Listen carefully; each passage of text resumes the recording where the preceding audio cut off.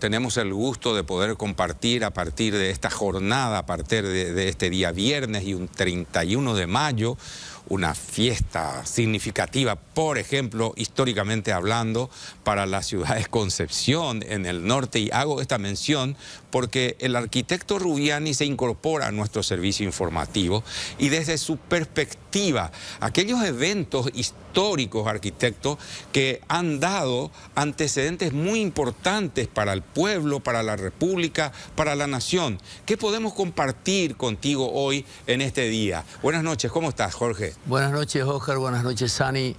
En realidad hay muchas cosas que pasan todos los días y nos recuerdan hechos importantes de nuestra historia. Ayer, 30 de mayo, se hacía un congreso para nombrar a José Gaspar de Francia como dictador perpetuo de la República, y el artículo primero decía, en calidad de ser sin ejemplar, y lo fue efectivamente así hasta el día de su muerte, el 20 de septiembre de 1840.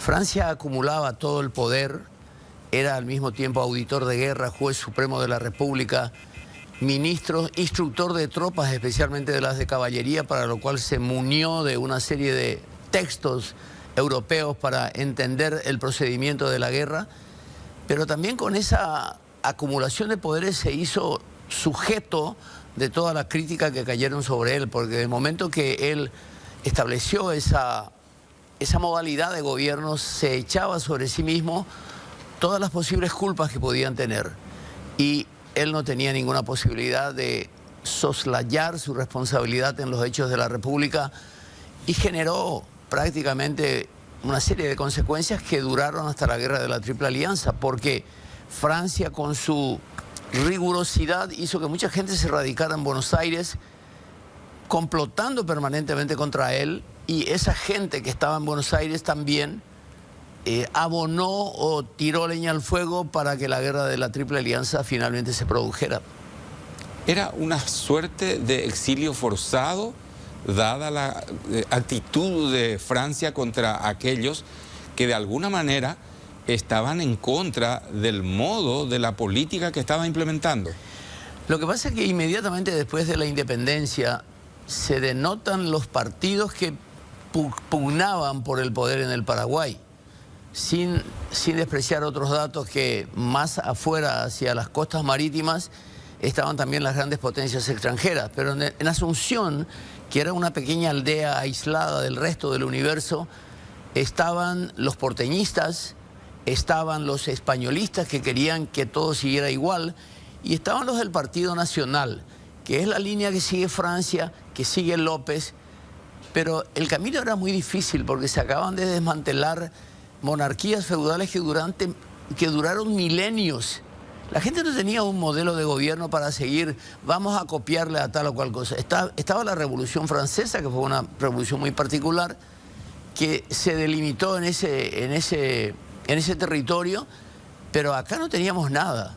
Y muchas veces los que decían que querían libertad empezaban a repetir los vicios de la vieja y corrupta monarquía que acababan de desalojar. ¿El movimiento comunero tuvo incidencia en la política del doctor Francia? No, el movimiento comunero fue una guerra comercial, como decía el profesor Viola, que estudió mucho el tema. Resulta que el tema es muy complicado porque Asunción, la provincia del Paraguay, desaparece como posibilidad de llegar al Perú, que los conquistadores españoles ya vienen por otro lado. Y entonces el gobierno de la monarquía dice, ¿el Paraguay para qué si no nos sirve para llegar al Perú? Y se produce la famosa siesta colonial asuncena, que inventan los historiadores, y que duró centenares de años, porque nadie más vino a Asunción, nadie más podía irse y nadie quería venir. Entonces vienen los jesuitas, que hacen un acuerdo con la monarquía, con una serie de prerrogativas que no tuvieron en otro lugar, porque la gente dice, ¿por qué los jesuitas en el Paraguay fueron tan importantes? Porque tuvieron un territorio para gobernar, y tuvieron que hacerse de una fuerza armada, y tuvieron que comerciar, y se hicieron de mucho dinero comerciando con la yerba mate, con los bosques, con el ganado, etcétera, etcétera. Todo eso se lo debemos a los jesuitas, pero el Paraguay estaba aislado. Y la revolución de los comuneros era que los jesuitas habían arruinado el comercio de Asunción y los jesuitas estaban quejándose de ese tema. Y finalmente, Jorge, dado el poder que se le concedió por el documento que mencionaste al inicio, ¿cumplió con todo ello? ¿Francia? Sí. Francia cumplió una parte fundamental que fue la preservación de nuestra identidad nacional. La independencia la debemos a Francia, porque fue duro con conservar esa independencia, pero nos quedamos sin reservas, sin herencias institucionales ni protagonistas indispensables para seguir el proceso que él inició. Bueno, o sea, el aislamiento. El aislamiento. Gracias, Jorge. Bienvenido. Cuando quieran, gracias.